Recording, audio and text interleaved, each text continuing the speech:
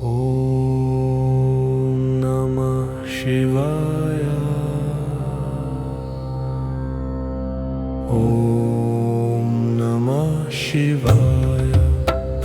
नमस्कार मंडळी, मी संध्या स्वागत करते तुमचं आपल्या यूट्यूब चॅनलमध्ये, ज्याचं नाव आहे संध्या क्रिएटिव्ह कॉर्नर. सकाळी पूजा झाल्याच्या नंतर जे आपण धूप लावतो, ज्याने घरामध्ये एक सुंदर सुगंध वातावरण तयार होते आणि पॉझिटिव्हिटी निर्माण होते, ते आपण धूप पाहणार आहोत आज. जे आपण निर्माल्य दुसऱ्या दिवशी उतरवतो ना, जे फुलं आपण देवावरचे, ते फुलं आहेत ते आपण हे खूप दिवसाचे सुकवून ठेवलेले आहेत. त्यासाठी लागणारे साहित्य पाहूया. हे सुकवलेले फुलं आहेत उतरवलेले देवावरचे, आणि हवन सामग्री, आणि हे राळ आहे, आणि इकडं हे कोळसा, आणि हे गुलाबाचं अत्तर आहे, आणि इथं गुलाबजल आहे जे टाकणं हे पण गरजेचं आहे. आणि हे काशीचं चंदनयुक्त अष्टगंध आहे, हे पण एकदम सेंट खूप छान येते आपल्या ह्याला धूपबत्तीला. आणि भीमसेनी कापूर पण ना साधं नाही वापरायचं, भीमसेनीच वापरायचं, त्याच्याने घरामध्ये खूप पॉझिटिव्हिटी असते. आणि हे हनी म्हणजे मध, ह्याच्यामुळं बाइंडिंग खूप छान येते आणि जळालेलं सुद्धा चांगलं असते. आणि हे केवड्याचं अत्तर आहे, केवडाचं अत्तर म्हणतात ना, ते केवड्याचं अत्तर आहे. आणि हे गव्हाचं पीठ आहे, हे आवश्यकता असेल तरच वापरायची, नाहीतर नाही वापरायचं, कारण बाइंडिंग येत नसेल तरच वापरायचं असते. आणि तूप लागते. आणि हे शेण आहे, शेण जे गाईचं आहे, हे पाहिजेच कंपल्सरी. आणि त्यासाठी चाळणं लागते, एक टोपलं, मिक्सर. आपल्याला सगळं साहित्य बारीक करून घेऊन त्याचं चाळण करून घ्यावं लागते. आणि हे खणक वाळलेले आहेत चांगले फुलं, आपले जे पूजेचे निर्माल्य आहेत ते. आता आपण ह्याला मिक्सर करून घेऊ. ते सगळं सुकलेलं असल्यामुळं काही वेळ लागणार नाही. आणि हे देवावर चढवलेले फुलं ना, खूप पॉझिटिव्ह एनर्जी असते त्याच्यामध्ये. त्यासाठी म्हणतात की तुडवण्यात येऊ नये, कुठंतरी बाजूला टाकावं. पण मी तर म्हणते टाकून देण्याऐवजी ना, आपण ह्याला असंच काहीतरी धूप वगैरे करण्यामध्ये घ्यायचं, किंवा कंपोस्ट खतसुद्धा घरी आपण तयार करू शकतो. आता मी तेच करते. असे काम असेल तर असं वाळू घालून धूपबत्ती करण्यामध्ये घेते, नाहीतरी कंपोस्ट खतचं ह्याच्यामध्ये करायला टाकते. ते चाळून घेऊन झालं पूर्ण. हे आता आपण हे हवन सामग्रीचं काढतात. हवन सामग्री ना खूप कठीण जातं, म्हणजे काढायलाही खूप कठीण आहे. आणि त्याच्यातले जे लाकडं असतात ना, ते 9 प्रकारची लाकडं असतात त्याच्यामुळे ते खूप हार्ड असतात. प्रत्येकाचं वेगळं वेगळं हे असते. आता खूप वेळ काढल्याच्या नंतर तरीसुद्धा एवढं बुट्टा राहिलाच, ते बारीकच होत नाही. जेवढं लवकर फुलं काढण्यात होतं ना, तेवढं हवन सामग्रीचं हे पदार्थ काढण्यामध्ये खूप त्रास जातं. आता हे थोडं कोळशी काढून घेऊया आपण. हवन सामग्रीचं सुद्धा ना, असंच नाही फेकून द्यायचं, त्याचं उरलेलं सगळं आपण घरामध्ये धूप घालण्यासाठी सुद्धा वापरू शकतो. आणि हे सुद्धा आपण चाळण करून घेऊन, ह्याला काही नाही वेळ लागत, कोळशाचं खूप लवकर होतं बा. कोळसासुद्धा 2 वेळेस होऊन गेलं. कोळशाचं कसं असते, एकतर कलर चांगलं येईल, आणि पेट घ्यायला लवकर मदत करते हे कोळसा, त्यासाठी हे टाकणं गरजेचं आहे. आता धूपबत्ती घरी का करावं हे सुद्धा सांगते. एकतर आपल्या देवावरून उतरवलेल्या निर्मल्याचं सुद्धा वापर होतं, म्हणजे फुलांचं. आणि जे जे घरात जळाल्यानं घरात शुभ असतं, ते सगळ्या गोष्टी आपण टाकत असतो, त्याने पॉझिटिव्हिटी येते. ते आता इथेच पहा ना, आपण दालचिनी घेतलो, लवंगा, इलायची, तेजपत्ता, हे सगळं जळालेलं घरामध्ये खूप शुभ असतं. आता बाहेरच्या धूपबत्तीमध्ये काय काय टाकून बनवलेलं असतं आपल्याला नाही माहिती असतं, पण त्यासाठी आपण घरी केलेलं काय हरकत आहे की नाही. आता ह्याच्यामध्ये मी राळ टाकून घेते एक मिक्सरच्या भांड्यामध्ये. राळची सुद्धा एकदम बारीक हे निघालं पावडर. त्याला गाळ करायची काही गरज नाही, गाळण करायची. राळाचं तर माहीतच आपल्याला, सेंट किती छान असतं. आणि हे तेजपत्ता,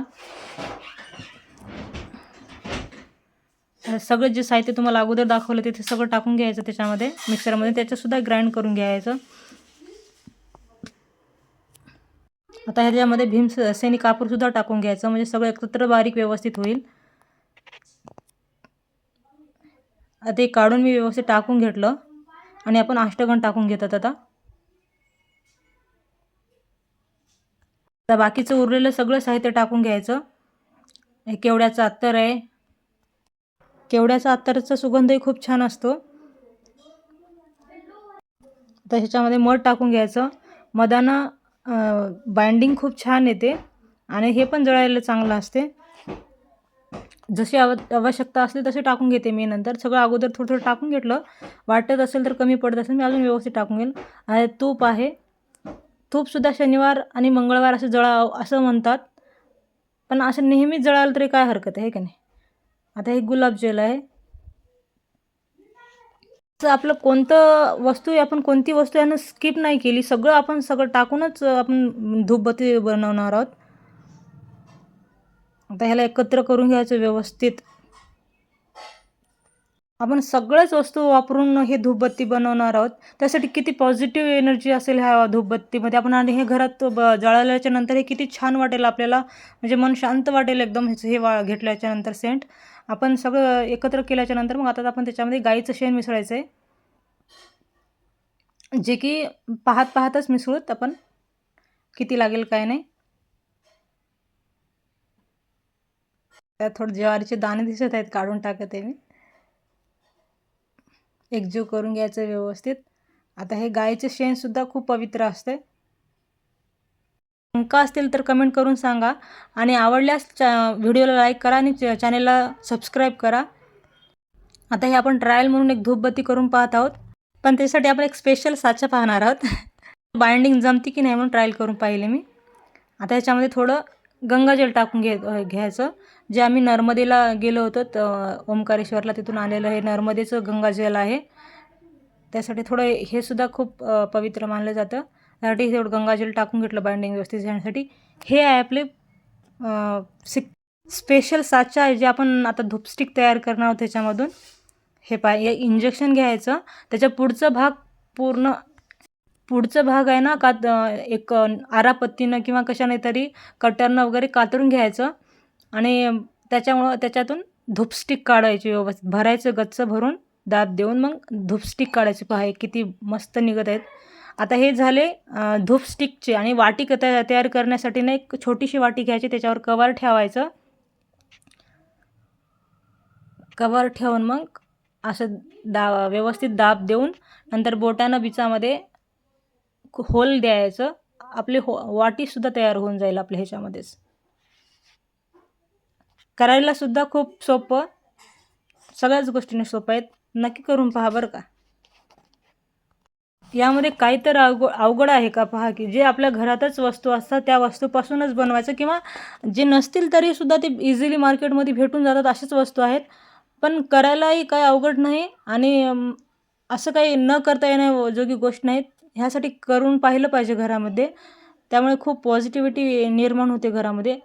आणि जे आपण आवडीनं कोणती गोष्टी करतो ना, त्याच्यामुळे तर खूप पॉझिटिव्हिटी निर्माण होते घरामध्ये. हे पहा किती छान वाटीचा आकाराची आपली धूपबत्ती तयार झालेली आहे. ठीक आहे, एवढं फिनिशिंग एवढं विकत आणलं एवढं येत नाही, पण ठीक आहे ना. आणि सुरुवातीला पाहिलं तरच आपण देवापाशी लावल्याच्यानंतर स्टिकमधून खूप धुवा निघत होता आणि सेंट पण खूप जबरदस्त होता. आणि व्हिडिओ आवडल्यास व्हिडिओला लाईक करा, चॅनलला सबस्क्राईब करा आणि पूर्ण व्हिडिओ पाहिल्यापासून मनापासून धन्यवाद.